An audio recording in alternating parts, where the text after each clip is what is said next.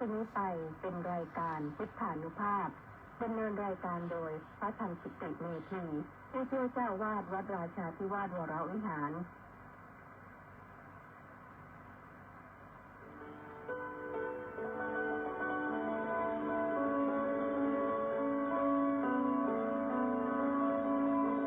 ได้เวลามาฟังพุทธานุภาพเพื่อรับทราบพุทธธรรมคำสั่งสอน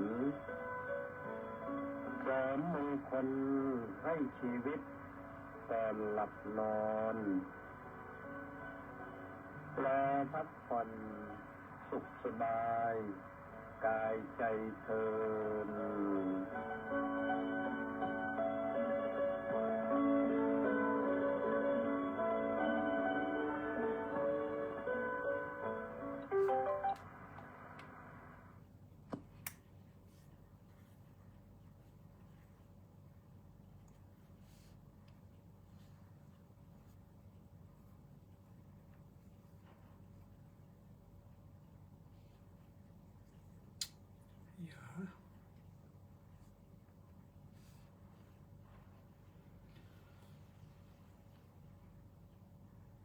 อะระหังสัมมาสัมพุทโธภะคะวาพุทธังภะคะวันตังอภิวาเทมิสวากขาโตภะคะวตาธัมโมธัมมังนัมมัสสามิสุปฏิปันโนภะคะวะโตสาวกสังโฆสังฆังนะมามิมโนปุบังกมาธัมมามโนเศรษฐามโนมยามนัสสาเจปดุทเทนะภาสติวากโรติวาตะโตนังดุขมันนเวติจักกังวะวะหะโตปดังติขอถวายความนอบน้อมแด่พระรัตนตรัยคารวะพระเถรานุเถระเจริญสุขสวัสดีท่านสาธุชนผู้ฟังทุกท่านวันจันทร์ที่29 กันยายนพระพุทธศักราช 2568 ขึ้น7 ค่ำเดือน 11 ก็มาฟังพุทธานุภาพกัน3 ทุ่มถึง 4 ทุ่ม3 ทุ่ม 5 นาทีถึง 4 ทุ่มนะวันนี้ก็เป็นวันใกล้วันพระก็เรียกว่าวันโกนแต่ไม่ได้โกนนะเราไม่ใช่วันปลงผมพรุ่งนี้เป็นวันพระขึ้น8 ค่ำเดือน 11ท่านสาธุชนผู้ใจบุญใจกุศลก็เตรียมกายเตรียมใจทำบุญใดที่ทำได้ก็ทำจะเป็นทำบุญไหว้พระเช้าหรือทำบุญตักบาตรหรือหิ้วปิ่นโตไปวัดทำวัดเช้าอาราธนาศีลรับศีลฟังพระธรรมเทศนาแล้วก็ต่อด้วยถวายภัตตาหารเพลแด่พระภิกษุสามเณรที่วัดถวายเสร็จแล้วก็นั่งรอหน่อยพระฉันเสร็จก็เราก็ได้รับประทานอาหารกันที่วัดก็สบายดีนะทำบุญได้ทั้งวันนะรับศีลแล้วก็รักษาศีลได้ทั้งวันโยมไปวัดจะรับศีล 5หรือรับศีล 8ก็ได้นะ รับศีลห้าก็ตั้งใจเว้นจากการฆ่าสัตว์จากการเว้นจากการลักทรัพย์เว้นจากการประพฤติผิดในกามเว้นจากการพูดเท็จเว้นจากการเสพสิ่งมึนเมาให้โทษอันเป็นที่ตั้งแห่งความประมาททำกายทำใจให้เป็นศีลมันจะได้เคารพในสิทธิแห่งการมีชีวิตอยู่ของกันและกันเคารพในการครอบครองทรัพย์สินของกันและกันเคารพในความมีคู่ผัวตัวเมียของมนุษย์ด้วยกันเคารพในการรับข้อมูลข่าวสารที่เป็นจริงของกันแล้วเคารพในการที่เราได้ความเป็นมนุษย์มาอย่าทำความเป็นมนุษย์ให้ไปเป็นอย่างอื่นเสียส่วนท่านที่ มุ่งหวังบุญพิเศษขึ้นไปกว่านั้นก็รับศีลต่อไปอีก3 ข้อเป็นศีล 8ก็เจตนาเว้นจากการบริโภคอาหารในเวลาวิกาลหรือหลังตั้งเที่ยงแล้วไปจนถึงอรุณของวันใหม่เว้นจากการฟ้อนรำขับร้องประกอบดนตรีดูการละเล่นปัดหน้าทาแป้งไล่ทาแล้วก็เว้นจากการเสพที่นอนอันสูงใหญ่แบบสบายก็มันสบายนะสบายแหละแต่สบายด้วยความนุ่มตัวถ้าสบายด้วยกันนอนทอดมือทอดเท้าให้สบายที่พื้นธรรมดานี่ก็ทำให้สุขภาพดีก่อนรักษาศีลจึงส่วนมากก็อายุยืนดูตัวอย่างหลวงพ่อหลวงปู่หลวงย่าหลวงยายแม่ชีนี่อายุที่วัดนี่มีแม่ชีนี่อายุ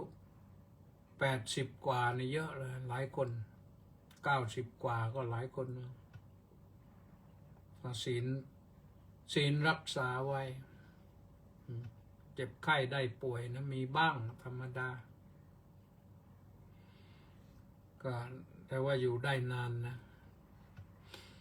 ท่านสาธุชนทั้งหลายถ้ารักษาศีลแล้วมันก็ห่างไกลทุกข์ได้นะพูดเรื่องความสุขมา3 วันแล้วสุขอย่างนั้นสุขอย่างนี้เมื่อคืนนี่ก็พูดเรื่องสุขเหมือนกันเพราะฉะนั้นวันนี้เปลี่ยนจากความสุขมาเป็นความทุกข์บ้างความสุขกับความทุกข์นี่มันเป็นคู่ขนานกันหรือไม่ก็อยู่คนละขั้วกันขั้วซ้ายขั้วขวาพอขั้วซ้ายขั้วขวานี่มันทำให้คนคิดไปเรื่องอื่นมากนะการเมืองข้างซ้ายข้างขวาพวกซ้ายพวกขวาพวกหัวเอียงซ้ายเอียงขวาว่ากันไปอย่างนั้นเพราะฉะนั้นว่าเป็นคู่ขนานกันกันเลยกันตราบใดที่เราครองสุขไว้ได้นานความทุกข์ก็ไม่รบกวนแต่เราเผลอเมื่อไหร่ความปล่อยให้ความสุขพร่องลงไปความทุกข์มันก็เกิดขึ้นเกิดแก่กายของเราบ้างเกิดแก่ใจของเราบ้างบางทีเห็นก็เป็นทุกข์บางทีได้ยินก็เป็นทุกข์บางทีได้กลิ่นก็เป็นทุกข์ทุกข์เพราะอะไรทุกข์เพราะเห็นสิ่งที่มันจะก่อให้เกิดความเสื่อมเห็นญาติเสียชีวิตอย่างนี้มันเป็นทุกข์หรือได้ยินข่าวที่มันไม่เป็นมงคลหรือได้ยินคนด่าคนนินทานี่มันก็เป็นทุกข์หรือได้กลิ่นเหม็นมันก็เป็นทุกข์นี่เรื่องของความทุกข์กันนะเพราะฉะนั้นความทุกข์นี่มันมีกันได้ทุกคนเหมือนกันนะถ้าไม่รู้จักรักษา ดุขเขนะขมตีติดุขขังธรรมชาติใดย่อมทนได้โดยยากธรรมชาตินั้นชื่อว่าทุกข์ทนได้ยากนะคำว่าทุกข์แปลว่าทนได้ยากถามว่าใครทนได้ยากก็มนุษย์เรานี่แหละสัตว์นี่แหละสัตว์อื่นๆมันก็ทนได้ยากเหมือนกันมันก็ทุกข์เหมือนกันนะแต่มันบอกไม่ได้คนเนี่ยที่มีอัจฉริยภาพส่วนตัวเป็นทุกข์แล้วก็พูดได้ร้องไห้ได้โวยวายได้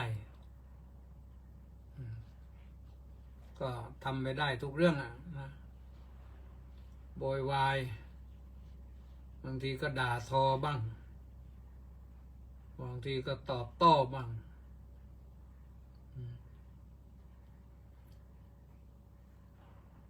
เรื่องของทุกข์นี่มันมีอยู่หลายขนาดนะมีอยู่อย่างหนึ่งที่ท่านบอกไว้ในคำอธิบายบาลีเนี่ยนะในธรรมบทอัตถกถานะพูดถึงเรื่องความทุกข์นะทุกข์เพราะคนที่ก่อเหตุทุกข์ให้แก่คนอื่นเช่นไปทุบตีเขาไปเสแสร้งแกล้งเขาไปทำร้ายเขาให้เขาทุกข์กายทุกข์ใจเนี่ยคนนั้นเมื่อกรรมตามสนองทันก็เป็นทุกข์แน่นอนซึ่งข้อนี้ก็มีบาลีอยู่ว่าดัสสันนะมัญญตรังทานังกิปเมวะนิคัจจติมีเวทนามีเอาก็ไม่ต้องว่าบาลีมากนะหนึ่งเวทนากล้าติขะเวทนาคนนั้นจะมีความเวทนาเนี่ย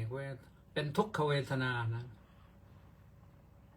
เวทนากล้าเช่นมันปวดกายปวดใจชนิดที่ไม่รู้จะทนยังไงทนก็ไม่ไหวร้องไห้โวยวายมันก็ไม่หายจนกระทั่งหมอบางครั้งหมอต้องฉีดยาระงับมันเจ็บปวดมากเนี่ยพวกเวทนากล้าเวทนาเป็นทุกขเวทนานะมันกล้าแข็งจนกระทั่งว่าทนไม่ไหวร้องไห้โวยวายสารพัดนั่นประการที่หนึ่งดันสันนะมัญญตรังทานังคิปเมวะนิคัจจตินะคนที่ทำร้ายคนอื่นย่อมจะรับผลประสบอันตราย10 อย่างใดอย่างหนึ่งหรืออาจจะพร้อมกันหลายอย่างก็ได้อย่างแรกว่าไปแล้วนะเวทนากล้าบางทีก็อาจจะปวดหัวโดยไม่รู้เรื่องไม่รู้สาเหตุปวดชนิดที่นั่งไม่ได้นอนไม่ได้เดินก็ไม่ได้ไม่รู้จะทำยังไงอยากจะตีลังกาจะทำยังไงก็ไม่รู้นะโทษคนนอนคนนี้ว่าไม่ช่วยหรือว่าขวางหูขวางตานั่นประการที่หนึ่งประการที่สองคือเสื่อมทรัพย์ทรัพย์มันเสื่อมทรัพย์ที่หามาได้แล้วเนี่ยมันเสื่อมไปมันเสื่อมสิ้นประเภทหลายอย่าง เสื่อมเพราะมันเปื่อยเน่าไปใช่บ้างถูกริบทรัพย์บ้างอะไรบ้างถูกจ่อกองไปบ้างทรัพย์สินนั้นมันเสียหายไปเพราะน้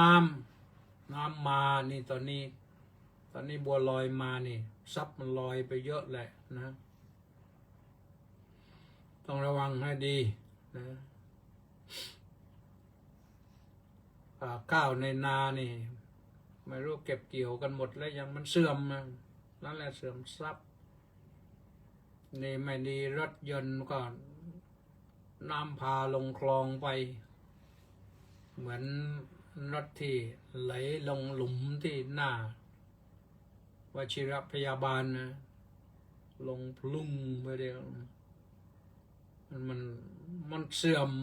หายไปนะไม่รู้จะทำอย่างไรนะใครจะช่วยไม่ได้มันเป็นเรื่องของมันเรื่องของเวรของกรรมสร้างมาดีๆนี่หรือเป็นเพราะอะไรก็ไม่รู้แต่ว่าสาเหตุนั้นบอกว่านี่คนที่ทำร้ายผู้ไม่ทำร้ายตนเองเนี่ยนะประการที่3ร่างกายพิการเจ็บป่วยได้เท้ามาดีๆพ่อแม่ให้มาเนี่ยปรากฏว่ามันโดนขาหักแข้งหักเสีย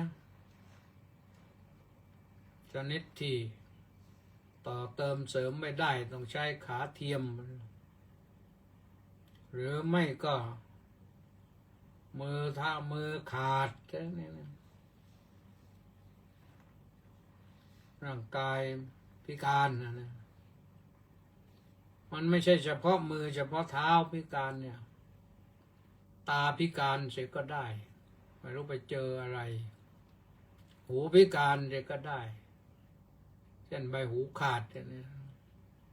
งนี้ก็เสริมได้แต่ว่านะจมูกพิการเนี่ยอาจจะเป็นจมูกวิ่นจมูกแหว่งจมูกโดนทำร้ายจนโครงจมูกหักอะไรทำนองเนี้ยปากก็อันตรายนะครับได้ปากมาดีๆทำไปทำมาปากไม่รู้เป็นอะไรไปใช่นะมันโรคร้ายรุมเร้าก็เป็นได้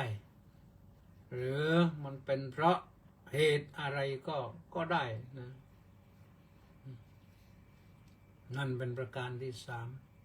3ประการที่4เสียสติเรื่องเสียสตินี่น่ากลัวนะกลายเป็นคนที่แกล้งทำร้ายผู้อื่นโดยไม่ได้คนอื่นไม่ได้ทำร้ายตนนี่บางทีไปแกล้งสัตว์บางทีแกล้งคนสัตว์มันก็มีความรู้สึกเจ็บปวดเหมือนกันนะเสียสตินี่ก็น่ากลัวมากๆบางคนควบคุมตัวเองไม่ได้มีอย่างเดียวที่เขาจะให้อภัยเท่านั้นแหละว่าทำอะไรไปก็ไม่มีเพราะไม่มีสติก็คือความประมาทพลาดพลั้งนั่นแหละความประมาทพลาดพลั้งบางทีเดินไปไหนมาไหนก็ไปเฉยไปข้ามถนนไฟแดงไฟเขียวไฟเหลืองไฟอะไรก็ไม่รู้ฉันจะไปดีไม่ดีก็รถวิ่งมาแล้วก็วิ่งลงไปหลักรถคนไม่มีสตินี่ก็เป็นอย่างนี้อาจจะเดือดร้อนไปถึงคนอื่นที่ขับรถหลบซ้ายหลบขวาก็ไม่ได้ก็ชนโครมกันจนคนก็ไม่รู้ว่าสติดีไม่ดีถ้าเขาล้มคลื่นลงมาเสียชีวิตนะมันก็ยุ่งทันทีเลยนะ คนขับต้องก็ดีเลย ไม่รู้จะทำอย่างไรคนที่ทำร้ายคนอื่นโดยที่คนอื่นไม่ได้คิดทำร้ายตนเองเนี่ยทำให้เกิดเสียสติได้นะน่ากลัวมากๆการเสียสตินี่บางคนอยู่ดีๆเนี่ยก็เสียสติโดยไม่รู้ว่ามันเหตุผลมาจากไหนประการที่5ถูกลงอาญาต้องโทษนะถูกลงอาญาทำผิดนะต้องทำผิดแน่อันนี้เป็นใครก็ได้เราเห็นกันทั่วไปแล้วนะเป็นพระก็ถูกลงได้เป็นชาวบ้านก็ถูกลงได้โทษนี่ลงอาญานี่ถึงขนาดว่าเป็นข้าราชการพลเรือนทหารตำรวจถึงขนาดผู้ใหญ่แล้วก็ยังถูกลงโทษได้อาญาเนี่ยในชาตินี้ท่านอาจจะไม่ได้ทำอะไรใครมาแต่ชาติก่อนอาจจะไปแกล้งทำร้ายผู้ที่ไม่ทำร้ายตนชาติก่อนมันอาจจะไปจับอะไรกระต่ายมาขังก็ได้เพราะว่ามันไปขังมันกระต่ายมันก็อยู่ธรรมชาติของมันก็อยู่ได้ดีอยู่แล้วจับมาขังตัวเองเลยถูกลงอาญาด้วยจิตที่ไร้เมตตานะนั่นก็เป็นประการหนึ่งอีกประการหนึ่งก็ถูกใส่ร้ายนะถูกใส่ร้ายถูกใส่ความคนเนี่ยมันเจ็บมากนะไอ้ที่ถูกใส่ความเนี่ยมันเจ็บมากนะพอไม่รู้จะทำยังไงเพราะกรรมมันตามมาทันกรรมมันตามมาทันกรรมก็ต้องลงทันลงทันแล้วทันทะก็คือโทษอาญาเอานี่ว่าเรื่อยเปื่อยไปปรากฏว่ามันเวลาไปครึ่งชั่วโมงแล้วเริ่มเลยไม่ได้อนุโมทนาสาธุกับเฉลิมจิตรามาสเอาจิตรามาสก็แล้วกันมีเฉลิมอยู่หลายคนแต่ว่าที่เข้ามาประจำก็คือเฉลิมจิตรามาสคงใช่นะพร้อมด้วย FC 688 คนออนไลน์เข้ามานะท่านทั้งหลายก็มีผู้ฟังประจำแหละทุกวันนี่นะฟังมากบ้างน้อยบ้างแต่ก็ฟังแล้วก็อย่าลืมบัวลอยนะบัวลอยนี่ใส่น้ำตาลพอดีมันก็อร่อยนะหวานหน่อยแต่ว่าบัวลอยพายุนี่ไม่ไหวนะมันเกือบทั่วประเทศนี่เรามีอยู่76จังหวัดนี่ตามที่กรมอุตุนิยมวิทยาประกาศก็ประมาณ50กว่าจังหวัดนี่จะโดนหรือได้รับผลกระทบที่จริงคำว่าได้รับนี่มันไม่ถูกได้รับผลกระทบเนี่ยได้รับในสิ่งที่ดีๆถ้าโดนนะถ้าโดนนะแน่นอน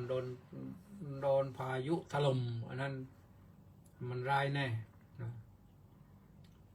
คนโดนเตะคนโดนซ้อมคนโดนล่นคนโดนจี้คนโดนทำร้ายอันนั้นโดนคนโดนจับยัดคุกนี่มันเป็นเรื่องโดนไม่ใช่ได้รับคำว่าได้รับนี่ใช้กับสิ่งที่ดีๆเช่นได้รับยศถาบรรดาศักดิ์ได้รับเลื่อนขั้นได้รับตำแหน่งพิเศษอะไรต่างๆเนี่ยใช้ได้รับอย่างนี้แต่เดี๋ยวนี้ใช้กันมั่วหมดแล้วฟังแห่งประเทศไทยฟังสถานีวิทยุฟังโทรทัศน์ว่ากันไปไม่คำนึงแล้วภาษาไทยก็ว่ากันไปนะ เรามีภาษาไทยใช้ก็เข้าใจเอาเองก็แล้วกันนะ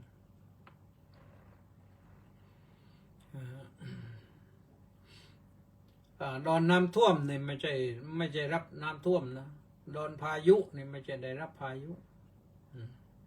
โดนบัวลอยเล่นงานเนี่ยไม่ใช่ได้รับบัวลอยถูกใส่ร้ายนั่นเพราะฉะนั้นถูกใส่ร้ายกลับไปต่อถูกใส่ร้ายถูกใส่ร้ายนี่มันช้ำใจนะโยมนะคนถูกใส่ร้ายนี่ไม่รู้จะทำยังไงประการต่อไปก็คือเสื่อมทรัพย์สินมันตรงกันนะตัวนี้นะว่าไปแล้วนี่เสื่อมทรัพย์นี่ไฟไหม้บ้าน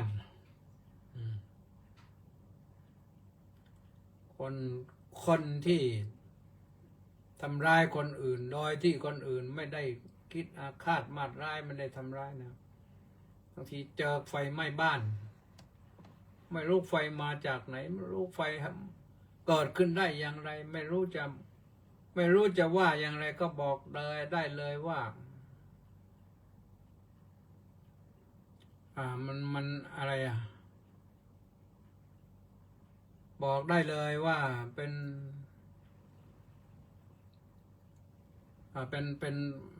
อะไรไฟฟ้าลัดวงจรไฟฟ้าลัดวงจรแต่ไฟฟ้าลัดวงจรผลปรากฏว่ามันหมดเกลี้ยงบ้านหมดเกลี้ยงทรัพย์สินหมดเกลี้ยงไม่รู้อะไรต่ออะไรเสื้อผ้าอาภรณ์ก็ไม่เหลือไฟไหม้บ้านนี่มันหนักนะอีกประการหนึ่งก็คือตกนรกถึงนรกท่านบอกนิระยังอุปปัชชติย่อมเข้าถึงนรกอันนี้ก็มีพระบาลีอีกข้อหนึ่งนะคัพพะเมเกอุปัชชันตินิระยังปาปกัมมิโนสักขังสุขติโนยันติปรินิพพันติอนาสวาอันนี้มีทั้งบวกทั้งลบในตัวนี้นี่ระยังปาปกัมมิโนคนทำบาปมากๆเนี่ยมันเข้าสู่นรกปาปกัมมิโนไปถึงนรกแน่นอนคัพพะเมเกอุปัชชันตินั่นหมายถึงการได้ไปเกิดในคันก็ไม่รู้ว่ากันช้างกันม้ากันวัวกันควายกันหมูกันหมากันอะไรกันก็สุดแล้วแต่เลยอยู่ที่บุญวาสนาบารมีกรรมรวมทั้งคันคนเกิดในคันของคนแล้วก็ไม่รู้ว่าคนนั้นเป็นคนอย่างไรคนอนาถาคนพิการคนยากดีมีจนอย่างไรหรือเกิดในสกุลร่ำรวยเศรษฐีมหาเศรษฐีอันนั้นก็เป็นคัพพะเมเกอุปัชชันติสักขังสุขติโนยันติข้อนี้สบายนะคนที่ทำความดีไว้มากๆทำบุญทำกุศลไว้มากๆเนี่ยต้องเข้าถึงสวรรค์เป็นสุขติที่จริงสุขตินี่ใช้กับมนุษย์ก็ได้นะสุขติงสักขังโลกังเนี่ยเข้าถึงสุขติโลกแห่งสุขติก็คือมนุษย์นี่ก็เป็นสุขตินะแล้วก็แต่ว่าเป็นสุขติก็ต้องได้ความพร้อมนะกายพร้อมใจพร้อมกายก็ไม่พิกลพิการเสียใจก็ไม่พิกลพิการไม่คิดผิดเพี้ยนอยู่อย่างมีปกติสุขแล้วก็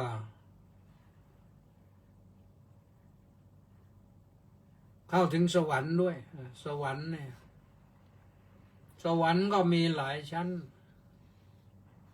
ชั้นจาตุมหาราชชั้นดาวดึงส์ชั้นยามาชั้นดุสิตชั้นนิมมานารดีชั้นปรินิมมิตวสวัสดี ก็เป็นสวรรค์นั่นสวรรค์ชั้นกามาวจรคือยังมีกาม ยังมีความอยากได้ยังมีความต้องการยังมีต้องการความสวยต้องการวิมานอยู่ในเรื่องของกามคนชาวสวรรค์นี่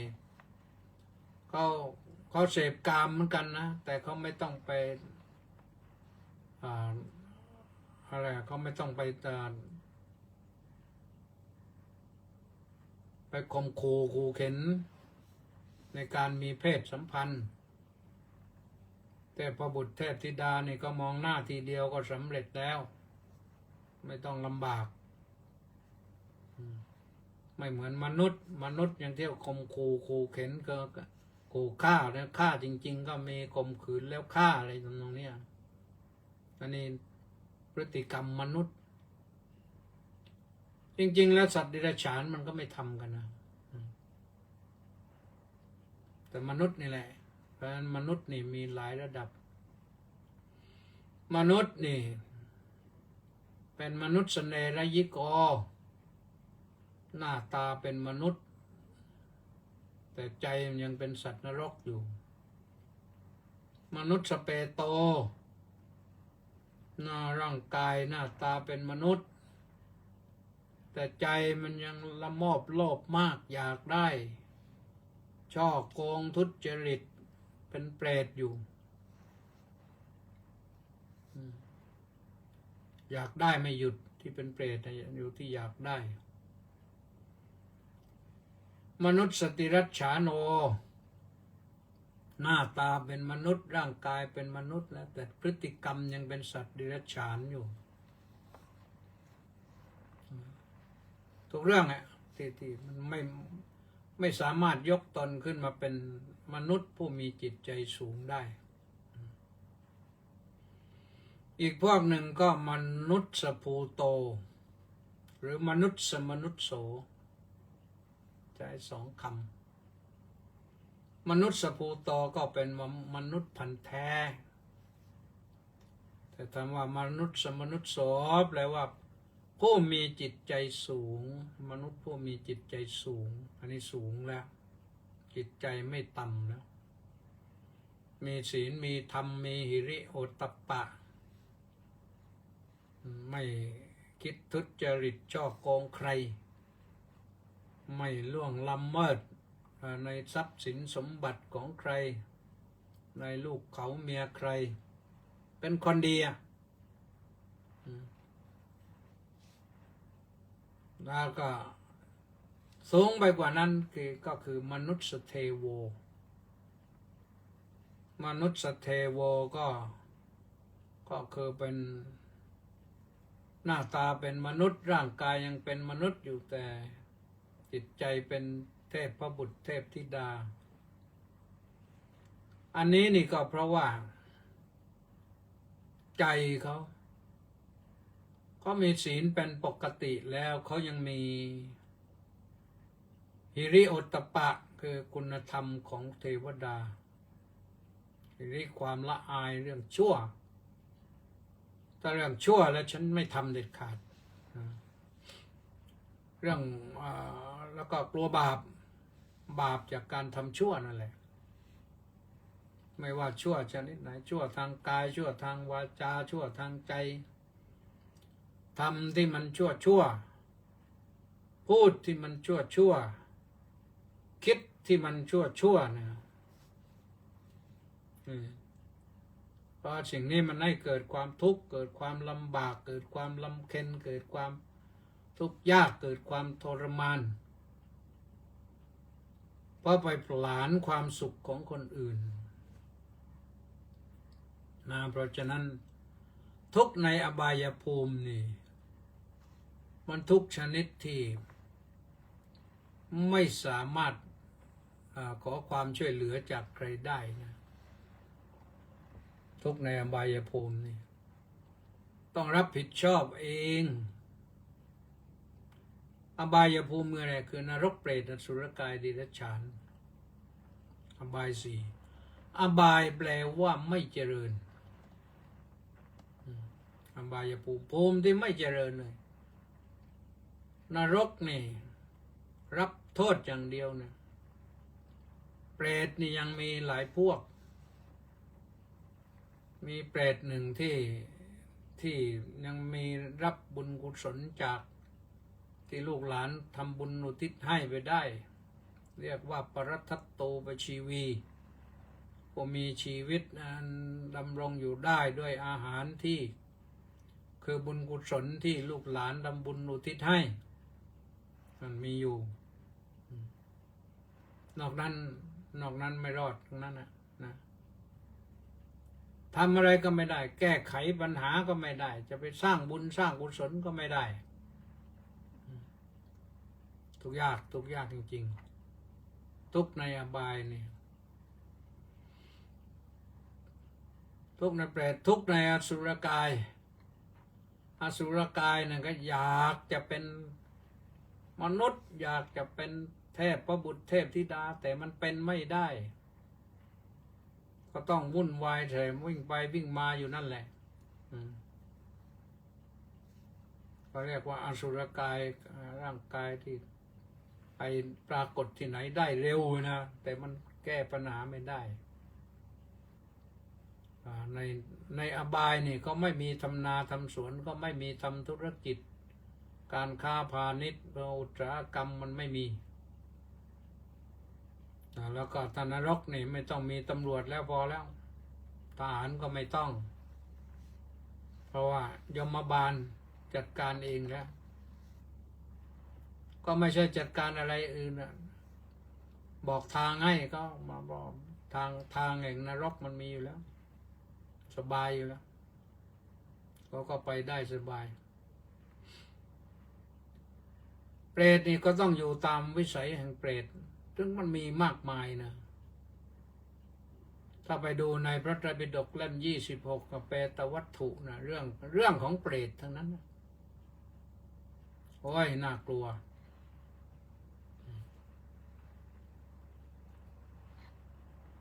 นิรัจฉานนิรัจฉานทำไงนิรัจฉานนั่นแปลว่าขวางญาติโยมทั้งหลายมันไปขวางโลกมันไปหัวทิ่มไปไก่เป็ดห่านมันก็ไปหัวทิ่มไปข้างหน้าหมูหมากาไก่มันก็หัวทิ่มไปข้างหน้าช้างม้าวัวควายแพะแกะก็หัวทิ่มไปข้างหน้ามันขวางแล้วก็มาขวางกับสภาพของมนุษย์นี่ไปทางสูงมนุษย์ไปทางสูงมันก็เลยมนุษย์นี่ก็เรียกว่าไปหัวสูงแล้วก็จิตใจสูงหัวมนุษย์นี่สามารถคิดค้นอะไรได้เดี๋ยวนี้ก็สามารถคิดค้นไปถึงนอนไปดาวอังคารแล้วก็คิดค้นอะไรได้อีกเยอะแยะนะแต่คิดไปคิดมาเนี่ยที่คิดไปเพื่อจะสร้างสิ่งที่ดีงามแต่กลับกลายเป็นเรื่องสร้างทำเรื่องสร้างอะไรสร้างเหตุแห่งความหายนะทั้งนั้นนะแม้แต่เรื่องไปดวงจันทร์ดาวอังคารก็เพื่อความหายนะกันทั้งนั้นนะอยู่ในโลกใบนี้สบายมันก็มีอยู่แล้วอยู่ได้แล้วมีอาหารการกินมีอากาศดีอย่ามาทำลายอากาศกันเสียอาหารก็อย่าไปทำลายมันใช่หมดอาหารนี่ของดีก็มีเยอะแยะนะพืชพันธุ์ธัญญาหารก็แล้วหรือสมุนไพรนี่เมื่อตะกี้นี่ฟังข่าวสมุนไพรไทยเนี่ยสามารถที่ไปช่วยคนชาวโลกนะชื่ออะไรแล้วไม่รู้สมุนไพรแก้ติดยาบ้าก็รับประกันเกิน 90% เขาทดลองพิสูจน์แล้ว นี่มันทำได้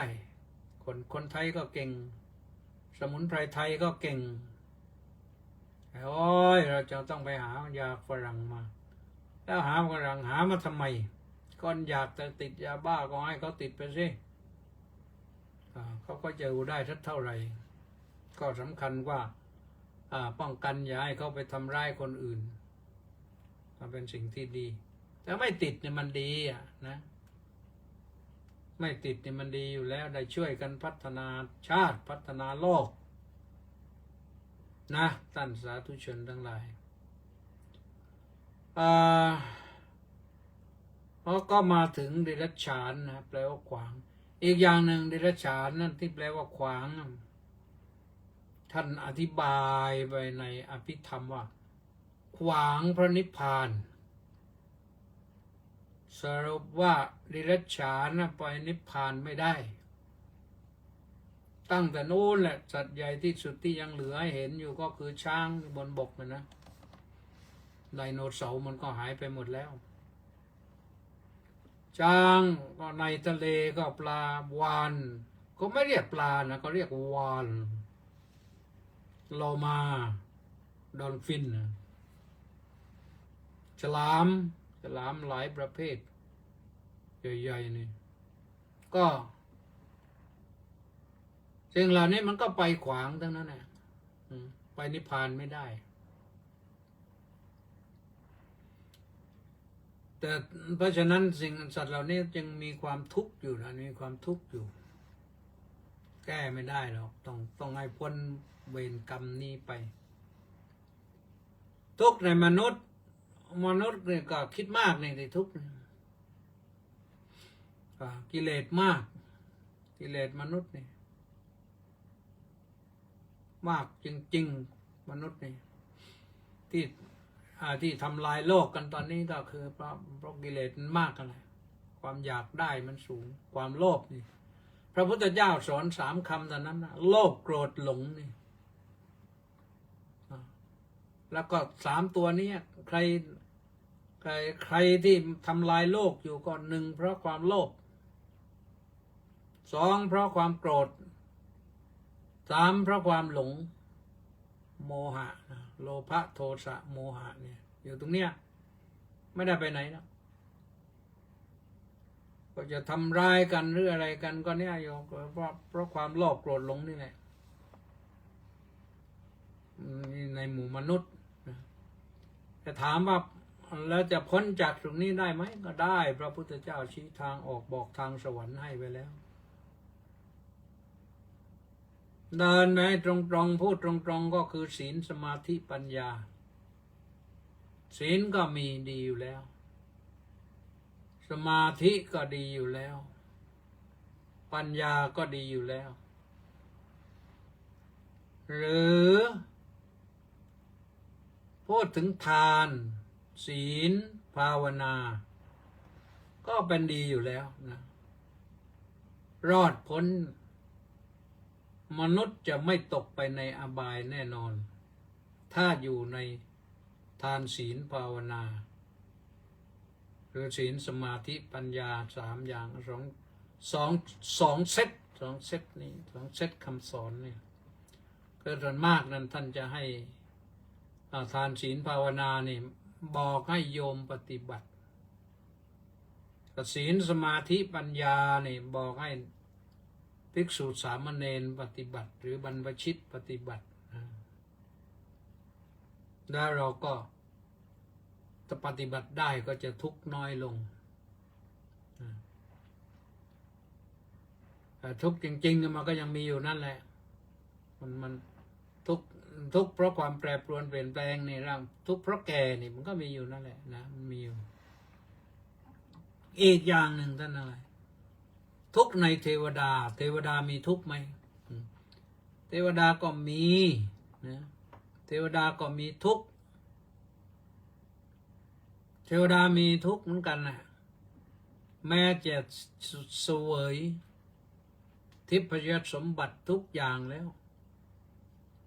อาหารทิพย์อากาศทิพย์แอร์ทิพย์ไม่ต้องมาแอร์คอนดิชันเลยนะแล้วก็ แล้วก็อะไรทิพย์ตรงนั้นน่ะไปไหนก็นึกจะไปได้ก็จะไปก็ไปชิดเลยไปพรึบเลยแล้วก็ไม่ต้องเตรียมกายเตรียมใจเตรียมตัวอะไรมากเพราะว่าพร้อมอยู่แล้วเร็วด้วยแวบเดียวจากเทวโลกจากพรหมโลกจะมาปรากฏที่มนุษย์ก็พลึบเดียวนะท่านอุปมาอุปไมยอิทธานุภาพของเทวดาของพรหมนี่อย่างนิยมเหมือนเราคู่มืออย่างเนี้ยพอท่านจะมาจากพรหมโลกพลึบเดียวเนี่ยถึงเลยมาถึงเลยในเสี้ยววินาทีเราประมาณเหมือนที่ท้าวสามบดีพรหมลงมาอาราธนาให้พระพุทธเจ้าแสดงธรรมเนี่ยที่เราอาราธนากันพรหมมาจโลกาธิปติสหัมปติกัดอัญชลีอันทิวรังอยาจทะสันติทัสตาปรชักขชาติกาเดเสตุธรรมังอนุกรรมปิมังประชังนั่นแหละท่านพรึบเดียวอย่างนั้นมาจากพรหมโลกไกลมากนะไกลมากไกลหลายแสนหลายล้านโยชน์แต่ท่านมาพรึบเดียวถึงเพราะเป็นเทวฤทธิ์เทวานุภาพในนี้ต้องเข้าใจกันแต่ถามว่าท่านยังมีทุกข์ไหมท่านยังมีทุกข์ท่านก็อยากจะมีสุขมากกว่านั้นว่างั้นแต่ถึงเรียกว่าทุกข์อยู่ท้าวสักกะก็มีทุกข์อยู่เพราะสมบัติน้อยไปอยากจะไปมีสมบัติในโน่นในอะไรเป็นท้าวยามาท้าวสันดุสิตอะไรนั่นสูงไปอีกแต่ท่านอยู่แค่ชั้นดาวดึงส์ก็เหมือนกับมนุษย์เราเนี่ยแหละที่สบายแล้วก็ยังอยากสบายอีกไม่อยากพอละเพราะตัวความโลภมันยังอยู่ความละโมบโลภมากมันยังอยู่ยังไม่หนีไปไหนแล้วก็ใครขัดใจไม่ได้ด้วยนะโกรธด้วยนะแล้วก็ไม่รู้จริงจึงไปนิพพานไม่ได้ถ้าพอรู้จริงปั๊บท่านก็ลดนั่นแหละนะแต่เทวดานี่เป็นอริยปุคคลเทวดาเยอะนายโยมนะมนุษย์เราที่ได้บรรลุโสดาบันสกทาคามีอนาคามีตายไปเป็นเทวดานะไม่ต้องยุ่งอยู่กับมนุษย์แต่ถ้าท่านตั้งความปรารถนาอยากจะเป็นมนุษย์ต่อก็มาเป็นมนุษย์ได้เพราะว่าเรื่องการเวียนว่ายตายเกิดนี่มันก็มีไปตามความต้องการตามปรารถนานะก็ว่ากันนี่วันนี้พูดถึงเรื่องความทุกข์ของสัตว์โลกนะโยมจำความทุกข์ของสัตว์โลกก็พูดถึงเรื่องทุกข์อย่างเนี้ยนะก็พอสมควรแก่เวลาตอนนี้ก็ต้องตามไปดูว่าใครเข้ามาบ้างวันนี้เข้ามาทางเฟซนะ ขอไป ตอนนี้มาน้อยๆไม่รู้หายไปไหนหมดเจพรแหลมทองเหงาสาธุมณีแสงจันทร์น้อมกราบนมัสการสาธุสาธุสาธุเจ้าข้าสาธุเจพรก็บอกว่าสาธุสาธุสาธุข้าสาธุศักดิพัฒน์ศักพัฒน์สมวงศ์สาธุสาธุสาธุครับสาธุสมศรีลักษณะวิราชน้อมกราบนมัสการสาธุสาธุสาธุเจ้าข้าสาธุแม่ชีสมใจสาธุสาธุสาธุสาธุเจ้าข้าสาธุแล้วก็นภัทรเมธีปอยหลวงกราบสาธุครับโอ้สาธุคงจากเจียงใหม่เนาะ นิพนธ์ลักษณะวิราชน้อมกราบนมัสการพระคุณท่านครับสาธุสาธุสาธุมัคโคนาโมเมสาธุสาธุสุพรรณีวันดีสาธุสาธุสาธุว่างั้นมัคโคนาบอกว่ากราบนมัสการสาธุเจ้าค่ะสาธุแปะนันทิการก็บอกว่าน้อมกราบนมัสการสาธุสาธุสาธุเจ้าค่ะสาธุแล้วมีใครอีกไหมสริดพองแทสะบำรุงสาธุครับพระอาจารย์สาธุทองใสราชโคตรน้อมกราบนมัสการหลวงพ่อเจ้าคุณขอรับสาธุสาธุสาธุสาธุไปศาลรัตนวงศ์กุลกราบนมัสการครับสาธุเจริญอยู่หนูสิงห์น้อมกราบนมัสการสาธุสาธุสาธุเจ้าค่ะสาธุทราบข่าวว่าไม่ค่อยสบายอยู่ก็อนุโมทนานะฟังธรรมให้หายเจ็บหายป่วยหายไข้สุขภาพพลานามัยสมบูรณ์ต้าสิทธิมงคลนมัสการสาธุครับสาธุนี่ลาดพร้าวสุนทราภรณ์พระสุนทรวัดหัวเกาะรุงสาธุครับหัวเกาะรุงปากพนังนนท์ว่าที่ร้อยตรีสำราญมีปลอดสาธุสาธุประพัฒสอนสมพัฒน์กราบนมัสการท่านพระอาจารย์เจ้าค่ะสาธุวันนี้ฟังธรรมเลยลูกศิษย์คำรอนแย้มเยือนได้ดอกไม้มาดอกไม้เรื่องอะไรช่อนึงสาธุสาธุคำรอนนี่นอนไม่รู้อยู่ฟลอริดาหรือเปล่าตอนนี้วัดฟลอริดาธรรมารามเมืองคิสมีนู่นวันนี้ก็ว่ามาเท่านี้นะก็อ่านครบจบ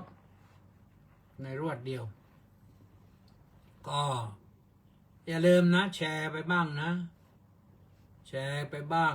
แล้วก็ร่วมเผยแผ่กองบุญหนุนกองธรรมกันบ้างตามที่จะเป็นไปได้นะอาตมาภาพก็ขอแจ้งไปเท่านั้นแหละบัญชีกรุงไทย070-026-0870 ก็โอนเข้ามาได้นะเพื่อเป็นค่าเวลาสถานีบนหนึ่งวันนี้ขอความสุขความสวัสดีความเจริญในธรรมของพระสัมมาสัมพุทธเจ้าจงบังเกิดมีแด่ท่านสาธุชนที่ติดตามสดับรับฟังด้วยดีตลอดมาทุกท่านแล้วก็พบกันใหม่วันพรุ่งนี้เจริญพร